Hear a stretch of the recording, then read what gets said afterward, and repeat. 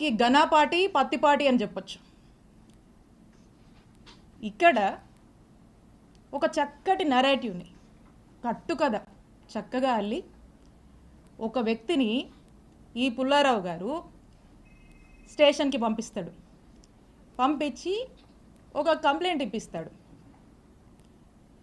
ఇదంట 5.5 ఏళ్ల కిందట 2019లో అట ఒక టీడీపీ సామాన్య కార్యకర్త సోషల్ మీడియాలో అబ్యూజివ్గా అసహ్యంగా పోస్టులు పెడితే దానికేదో స్టేషన్లో కంప్లైంట్ వెళ్ళిందట.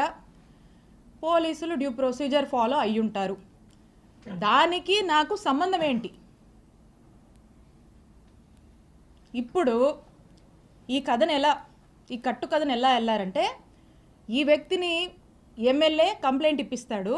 ఇక్కడ పోలీసులు కంప్లైంట్ నమోదు చేస్తే అది ఎమ్మెల్యేనే చేపించాడు, ఈ పుల్లారావు గారేనని అనుకుంటారు జనం అని చెప్పి ఇక్కడ ఇప్పించి ఇక్కడ ఏమీ చేయకుండా మళ్ళా ఇదే కంప్లైంట్ని హైకోర్టులో ఇప్పిస్తారు. హైకోర్టులో ఇప్పించిన తర్వాత హైకోర్టు ఏమంటది? హైకోర్టు ఏమన్నదంటే, ఇది హైకోర్టు ఆర్డర్, నిజాది వినిపిస్తాను. Learned assistant government pleader takes notice on behalf of the respondents and state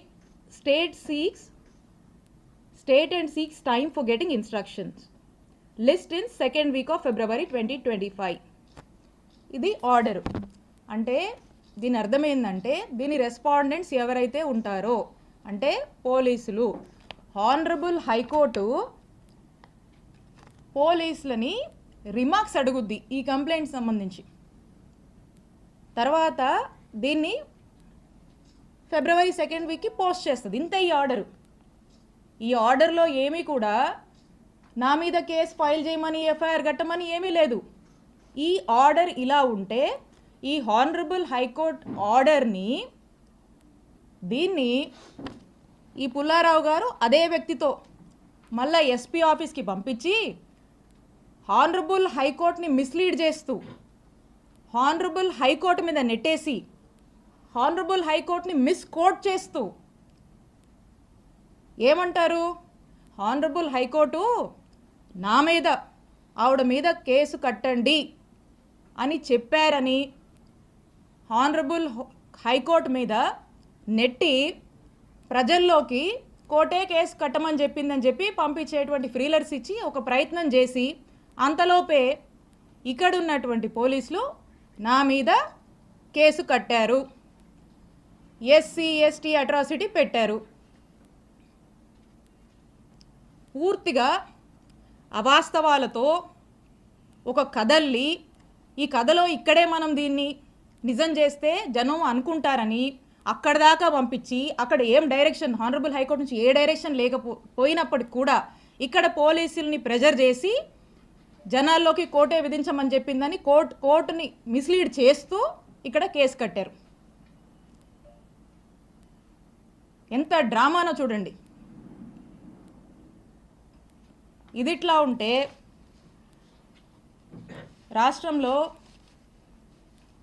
electricity ఛార్జీలు పెరిగి ప్రజలు అనేక ఇబ్బందులు పడుతూ ఉంటే వారికి అండగా ఉందామని మా వైఎస్ఆర్ కాంగ్రెస్ పార్టీ నాయకుడు మా జగనన్న పిలుపునిస్తే విద్యుత్ పోర్ అనే కార్యక్రమంలో భాగంగా రాష్ట్ర వ్యాప్తంగా మా వైఎస్ఆర్ కాంగ్రెస్ పార్టీ వాళ్ళంతా కూడా అన్ని నియోజకవర్గాల్లో ఎలక్ట్రిసిటీ ఆఫీసెస్కి వెళ్ళి అక్కడ ప్రజలు ఇబ్బంది పడుతున్నారు, ప్రభుత్వం దృష్టికి ఇది తీసుకువెళ్ళాలి, ప్రజలకి భారం అవుతుంది, ఖచ్చితంగా ప్రభుత్వం దీనికి రెస్పాన్సిబిలిటీ వహించాలి, ఈ ఛార్జీలు తగ్గించాలని మేము రిప్రజెంటేషన్ ఇస్తే స్టేట్ మొత్తం జరిగితే కానీ ఇక్కడ మన చిలుకూరుపేటలో మాత్రమే స్పెషల్.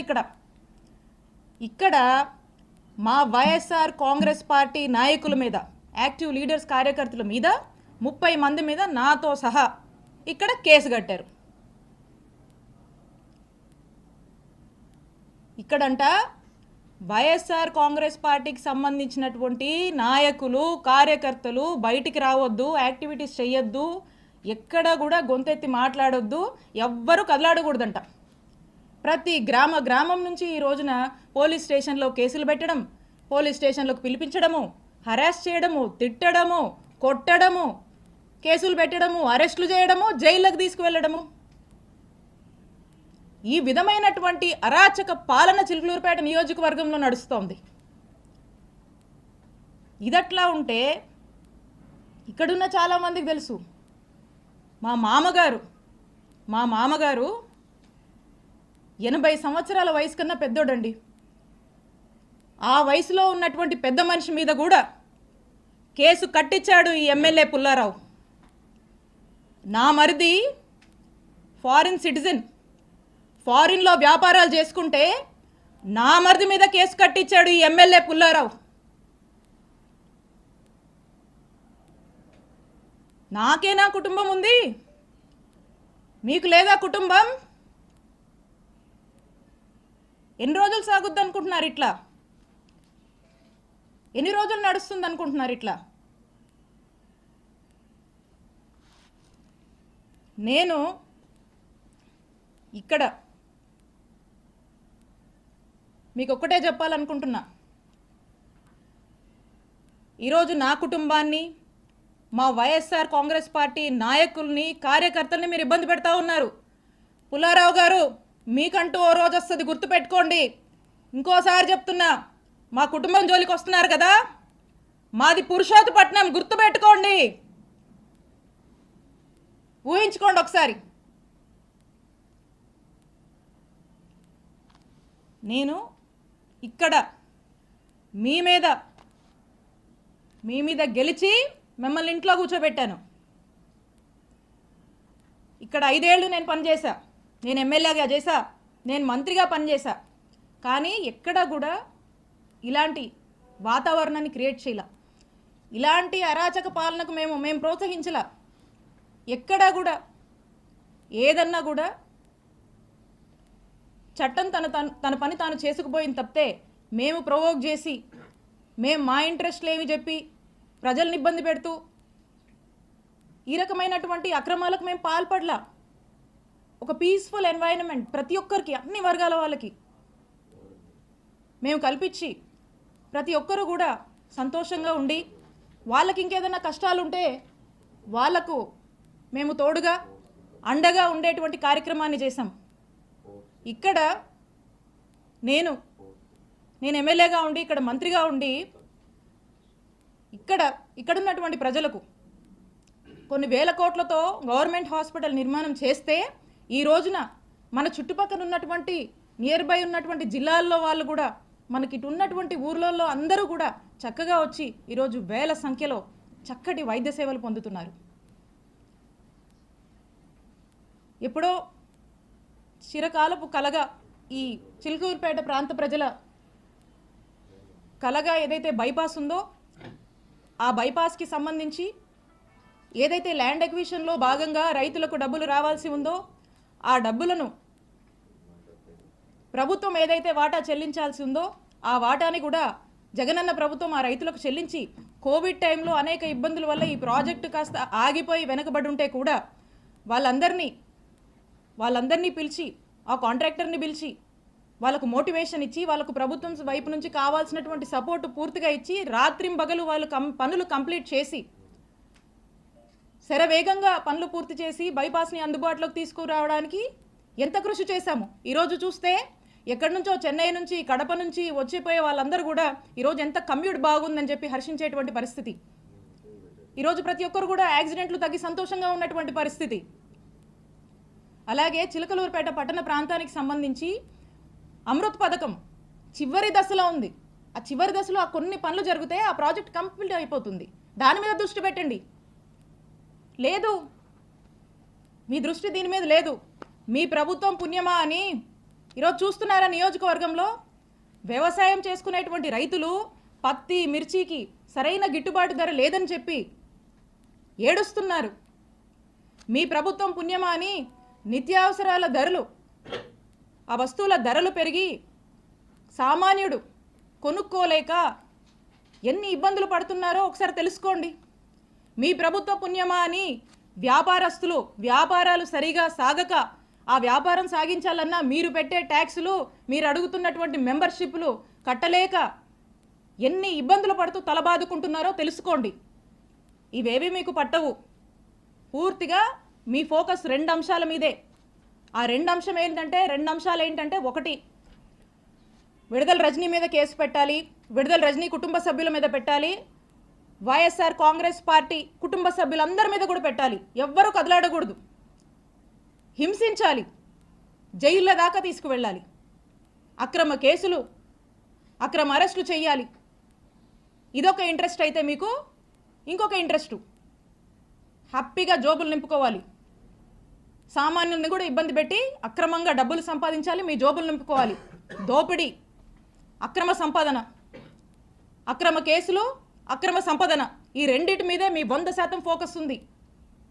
దీంట్లో 10% అయినా ఇంత హ్యూజ్ మ్యాండేట్ ఇచ్చారు. ఈ జనానికి వీళ్ళు ఏ సమస్యల్లో ఉన్నారు, ఈ సమస్యల గురించి పట్టించుకుందాం, వీళ్ళకు మేలు చేద్దామని దీంట్లో 10% మీరు పనిచేసినా ఈ నియోజకవర్గం బాగుపడుతుంది. కానీ ఇవేవి పట్టవు, ఇవేవి మీకు పట్టట్లేదు. ఒక్కసారి ఆలోచన చేయండి. మేము అధికారంలో ఉన్నప్పుడు, నేను ఎమ్మెల్యేగా ఉన్నప్పుడు, నేను మంత్రిగా ఉన్నప్పుడు ఒక్కసారి 2014 నుంచి 2019 వరకు మీరు చేసినటువంటి అక్రమాలు, ఇల్లీగల్ యాక్టివిటీస్, మీరు చేసినటువంటి స్కాములు, మీరు చేసినటువంటి పాపాలు ఇవన్నీ ఏంటా అని ఇక్కడున్నటువంటి ఒక సామాన్య జర్నలిస్టు మిమ్మల్ని ప్రశ్నిస్తే, జర్నలిస్టు మర్డర్ల దాకా కూడా మీరు చేసినటువంటి పాపాల గురించి నేను ఒక్కరోజు ఆలోచించుంటే ఏమైండేవాళ్ళు పుల్లారావు గారు? మీరు ఏమైండేవాళ్ళు? ఒక్కసారి ఆత్మవిమర్శ చేసుకోండి. నా మీద పెట్టిస్తారా కేసులు? మా నాయకుల్ని వేధిస్తారా? వైఎస్ఆర్ కాంగ్రెస్ పార్టీని గొంతు నొక్కేస్తారా ఇక్కడ మీరు? ఇవేమి సాగవు, ఇవేమి కుదరవు. ఈరోజు మీరు చేస్తుంది ఏందా అంటే ఇలాంటివన్నీ ప్రోత్సహిస్తూ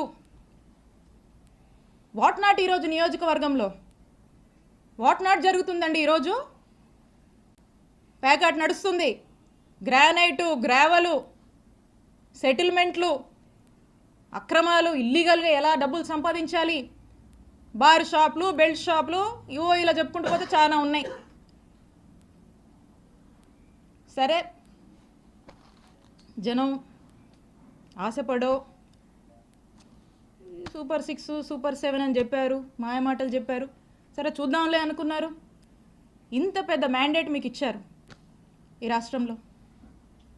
మేము కూడా అనుకున్నాం, ఓకే మేము మంచి చేసి ఓడిపోయాం,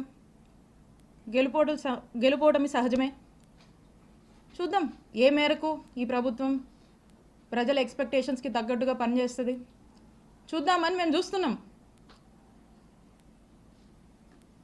చాలా క్రమశిక్షణగా, చాలా పద్ధతిగా మా నాయకుడు చూపించినటువంటి బాటలో ప్రజలకు మేలు చేస్తూ నడవడమే మాకు తెలుసు. ఇలా మీలాగా చీప్ ట్రిక్స్, ఈ చీప్ పాలిటిక్స్, ఎవడనో పెట్టి ఏదేదో చేస్తామంటే నేను ఒకటే చెప్తా ఉన్నా. నాకు నవ్వొస్తుంది పుల్లారావు గారు, ఎందుకో చెప్పనా? నా రాజకీయ అనుభవం 7 ఏళ్ళు. నా 7 ఏళ్ల రాజకీయ అనుభవం ముందు మీ 25 ఏళ్ల రాజకీయం తల జించుకుంది ఈ రోజుతో అనిపిస్తుంది.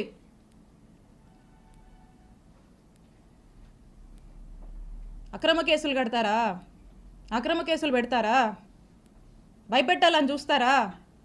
మీరు నన్ను కానీ, మా కుటుంబ సభ్యుల్ని కానీ, మా నియోజకవర్గ ప్రజల్ని కానీ, అండ్ ఎస్పెషలీ మా వైఎస్ఆర్ కాంగ్రెస్ పార్టీ నాయకుల్ని, కార్యకర్తల్ని, వైఎస్ఆర్ కాంగ్రెస్ పార్టీ కుటుంబ సభ్యులు, ఇక్కడ ఉన్న వాళ్ళందరినీ కూడా, కుటుంబ సభ్యులందరినీ కూడా బెదిరించి, భయపడి, అక్రమ కేసులు పెట్టి, అక్రమ అరెస్టులు చేస్తే ఎవ్వరం భయపడం.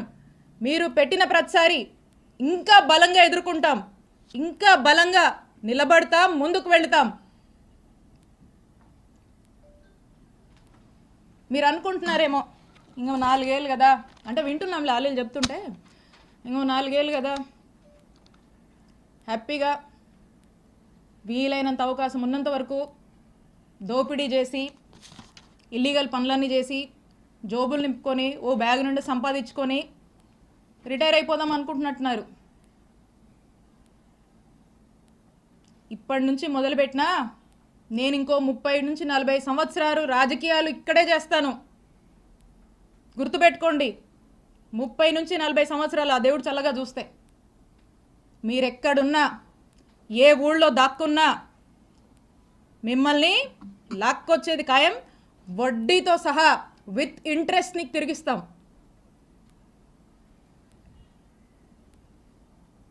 అలాగే కొంతమంది ఈయనను చూసుకొని అధికారులను చూసుకొని అర్జెంటుగా కయ్యానికి కాలు దూకుందామని చెప్పి వార్డుల్లో గ్రామాల్లో మా వైఎస్ఆర్ కాంగ్రెస్ పార్టీకి సంబంధించినటువంటి యాక్టివిస్టులు నాయకులు కావచ్చు, కార్యకర్తల మీద కావచ్చు, ఏదో కాలు దూకి ముందుకొచ్చి పిచ్చి పిచ్చి కట్టుకథలల్లి కేసులు పెడదాము, గొడవలు పెట్టుకుందామని ముందుకు దూకుతున్నారేమో. మీ ఎవ్వరిని మర్చిపోను. అందుకే చెప్తున్నా, ఆయనకి మీకు మీ ఎవ్వరిని వదిలిపెట్టం.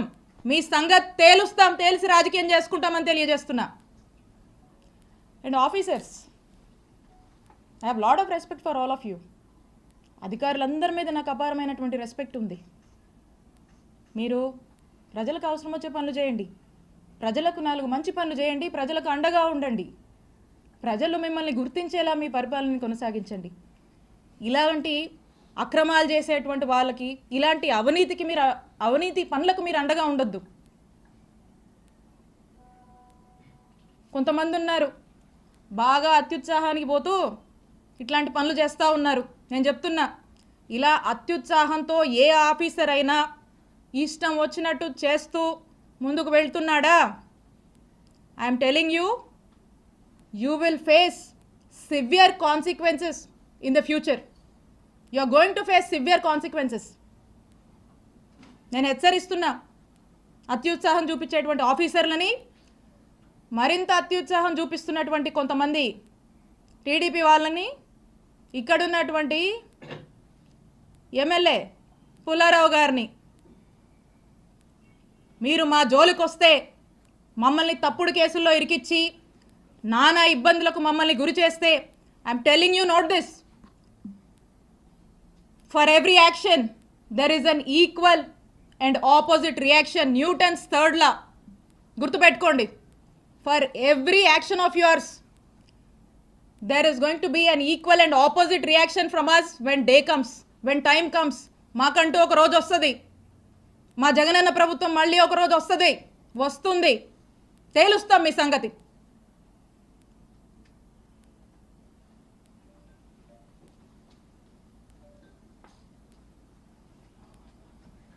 మేడం, మీరు ఆల్రెడీ కంప్లైంట్ ఇచ్చినట్టున్నారు, మీరు కూడా కంప్లైంట్ డీజీపీ, అది ఏమైంది మేడం?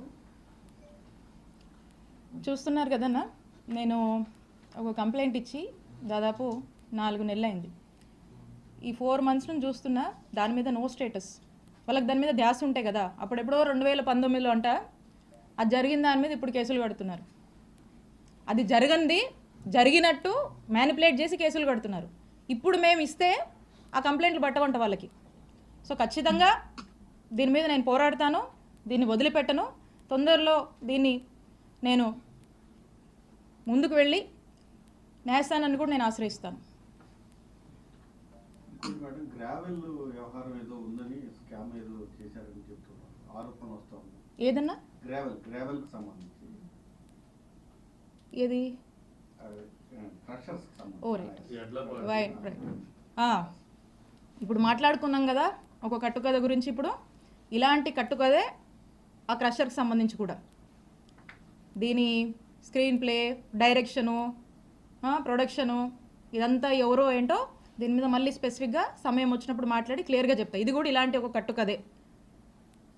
ఎప్పుడు ప్రజల్లో డిఫేమ్ చేయాలి, పదే హ్యూమిలియేట్ చేయాలి, భయపెట్టాలి, ఇబ్బంది పెట్టాలి, అల్లరి చేయాలి, అవాస్తవాల్ని వాస్తవాలుగా చూపించేటువంటి ఒక ప్రయత్నంలో భాగంగానే ఇది కూడా ఒక నెరేటివ్ బిల్డ్ చేశారు. దీని గురించి కూడా ఖచ్చితంగా సమయం వచ్చినప్పుడు నేను మాట్లాడతా. నేను ఒకటే చెప్తా ఉన్నా, నేను ఎమ్మెల్యేగా పనిచేశా, నేను మంత్రిగా పనిచేశా, నేను దేనికైనా ఏ ఛాలెంజ్కైనా సిద్ధమే. నేను ఏ రోజు ఏ తప్పు చెయ్యలా. నన్ను డైరెక్ట్గా ఎదుర్కోలేక, ఒక బీసీ మహిళగా నన్ను డైరెక్ట్గా ఎదుర్కోలేక, ఒక మహిళ అని కూడా చూడకుండా ఇబ్బంది పెట్టాలి అని ఇబ్బందికి పెట్టేటువంటి ఒక ప్రయత్నంలో భాగంగా ఇదంతా జరుగుతుంది. సో కాబట్టి ఖచ్చితంగా దీని గురించి సమయం వచ్చినప్పుడు మాట్లాడతా. నేను ఏ తప్పు చేయలేదు. మీరు ఏం ఎంక్వైరీలు వేసుకుంటారో వేసుకోండి, ఏమన్నా చేసుకోండి.